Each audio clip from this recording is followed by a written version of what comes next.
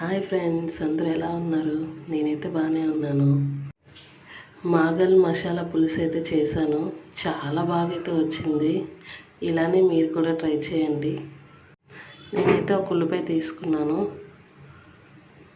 చిన్న అల్లం ముక్క తీసుకున్నాను, జీలకర్ర కొంచెం అయితే వేసుకున్నాను, అలానే ధనియాలు కూడా వేసాను, వెల్లుల్లి రమ్మలు కూడా వేసాను, ఒక టమాటీ తీసుకున్నాను. బాగా దూరగా వేగించుకోవాలి. ఇవైతే వేగించుకున్న తర్వాత కొంచెం మిక్సీ గిన్నెలు ఆడేయాలి ఇవి.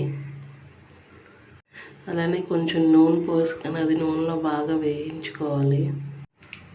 అది బాగా ఫ్రై అయిన తర్వాత ఒక స్పూన్ కారం అయితే వేసుకోవాలి, ఒక స్పూన్ సాల్ట్ వేయాలి. పచ్చిమిర్చి అయితే ఒక 3 పచ్చిమిర్చి తీసుకున్నాను నేను. చింతపండు పులుపు కూడా వేయాలి.